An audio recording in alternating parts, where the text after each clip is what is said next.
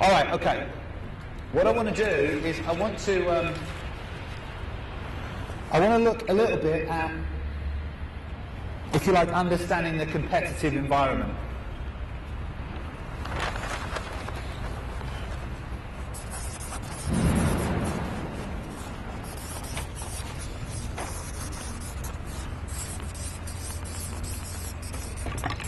Now those are all the things that are in the competitive environment. Yeah? There's a ball, there's me, there's the court, and there's the opponent. And most of our teaching focuses on that. Alright? Some of our teaching will start to focus on where we direct the ball to and from. Yeah? But these two elements, me and my opponent, get left out a little bit. So I want to show you a couple of little games that we can use really simple to help a kid understand a little bit more about how the game is structured and how you win and lose a point, but also get some understanding of their opponent. Kids don't naturally understand anything about their opponent. So you'll have had kids who go and play a match and you say to them after a while, did you realise that kid was left-handed? No? Was he? Yeah? Because actually kids naturally are going to be very me-focused. It's natural to be focused on yourself. Now I know the ladies amongst us will say that men never change. Alright?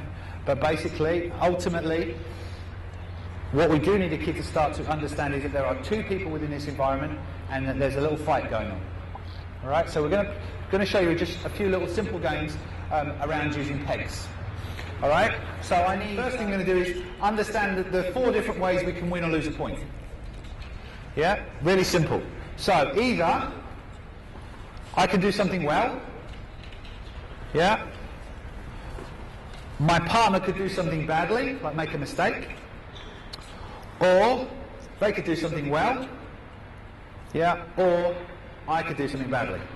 Right. If I'm the green player and I think I hit a winner, or the point finished because I did something really well, I put the peg like that.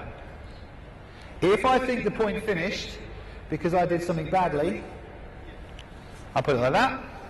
If I think that the point finished because my opponent did something really well, I put it like that. Okay, and if I think the point finished because my opponent did something badly, like they made a mistake, they hit the ball in the net, yeah, I put it like that. Alright? So that's the first stage. Get that? It's pretty simple. So you've not probably got enough pegs that we could all do this. So normally what we'll do is we'll have both players do it. One player would do it here, yeah, and the other player would do it here, and at the end of it, we'll see if they agree or not. Now, the point is not that there is a right or a wrong answer, because it's obviously a little bit subjective. But what you're going to do is you're going to look around and you're going to see which players really understand, yeah, the process and which players don't. You're going to see, like, for example, on that point there, it got a little bit subjective whether, you know, Hugo had missed an easy volley or actually the attempted passing shot was a good shot. All right? Right, this time, you are going to rate yourself.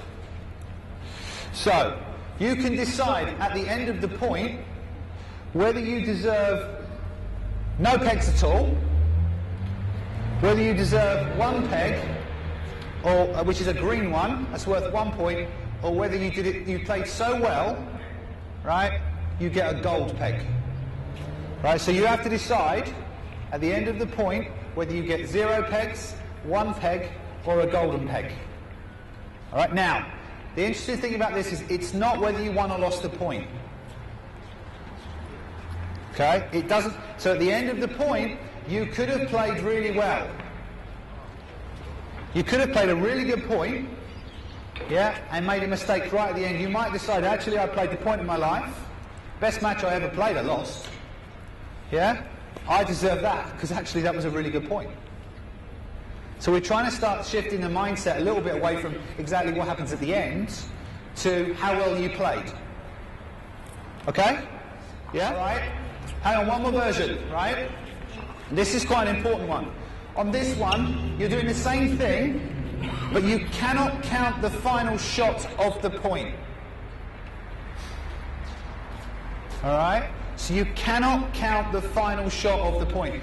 You rate yourself in every part of that point except the last shot. Alright?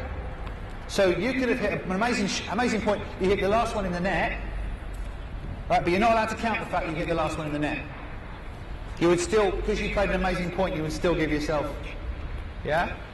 All right, just do that for a couple of minutes. Just look around and see if you think they get it right or not. Just take a call or a point, see if you think they get it right or not. Now, everything here, what you need to understand is the kids never get it right at the start. This is learning. So what's going to happen is they're going to go on the court. They're going to, you know, the boys typically are going to give themselves a golden peg every point to start with. And you have to then get in there and do something I call coaching. You know, where you have to talk to them and say, did you really deserve that one for that one? Tell me what makes you think you deserve that one. But you see how we're trying to get the kids to understand what competing is about. What this thing is about. So it's not this is a forehand, this is a backhand. This is, do I understand what it is to be out there playing against somebody else? Do I understand performance and effort rather than just outcome? How well did I play?